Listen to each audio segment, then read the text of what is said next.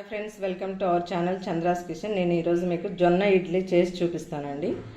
కావలసిన ఇంగ్రీడియంట్స్: మినప్పప్పు 1 కప్ అండి. 1 కప్పుకి నేను ఆల్రెడీ దీనిలో వేసేసుకున్నాను జొన్నలు. ఈ కప్పుతోనే 2 కప్స్ అండి. 1 కప్పు మినప్పప్పు అయితే 2 కప్స్ జొన్నలు.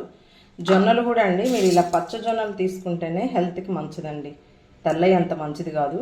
కాబట్టి మీకు వీలైనంత వరకు ఈ ఎల్లో పచ్చవే తీసుకోండి. వీటిని ఇప్పుడు మనం వాష్ చేసుకుందాం.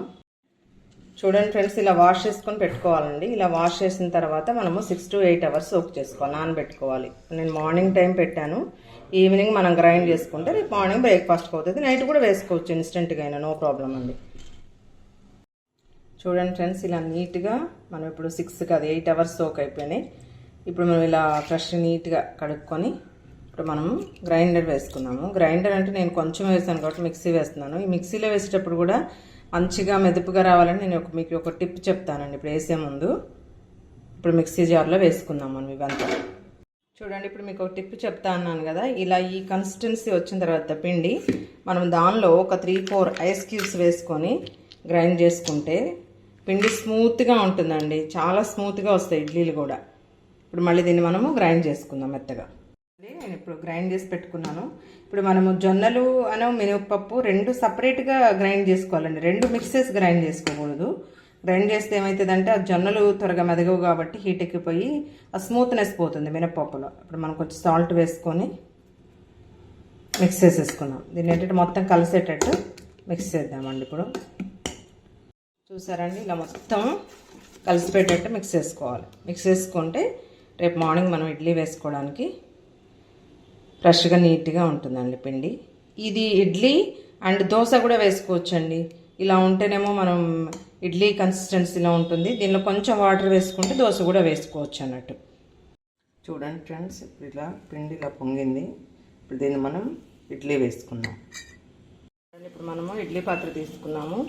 దీనిలో 1 కప్పు వాటర్ వేసుకొని ఇప్పుడు మనం ఇడ్లీ వేసుకుందాం.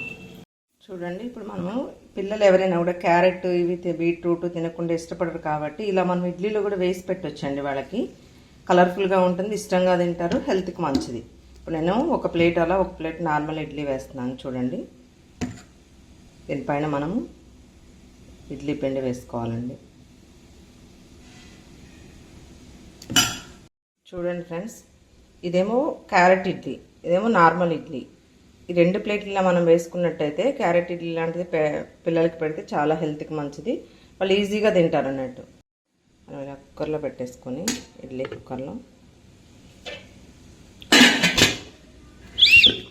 మూత పెట్టుకేసుకొని స్టవ్ పై పెట్టేసుకుని. చూడండి, నేను ఇదే పిండిని దోశ కూడా వేసుకోవచ్చు అని చెప్పాను కదా. ఇప్పుడు మనం ఇడ్లీ ప్యాటర్న్లో ఉంది కదండి, దీనిలో కొంచెం వాటర్ వేసుకున్నట్టయితే కొంచెం వాటర్ వేసి మిక్స్ చేసుకుంటే మనం దోశ వేసుకోవడానికి ఈజీగా ఉంటుంది. దోశ వేసుకోవచ్చు. ఇప్పుడు దీన్ని చూడండి ఫ్రెండ్స్, ఇప్పుడు దోశ వేసుకున్నాము. దీనిపైన మనం ఆనియన్స్, కొంచెం కరివేపాకు, క్యారెట్ తురుము అన్నీ వేసుకుంటే కలర్ఫుల్గా కనిపిస్తుంది, హెల్త్కి బాగుంటుంది. చూసారా ఎంత కలర్ఫుల్గా కనిపిస్తుందో దోశ. చూసారా ఫ్రెండ్స్, దోశ కాలిపోయింది. రెడ్గా క్రిస్పీ దోశ రెడీ అయిపోయింది. ఇప్పుడు మనం టర్న్ చేసి 1 సైడే కాల్చుకుంటే సరిపోతుందండి. ప్లేట్లోకి సర్వ్ చేసుకున్నాం.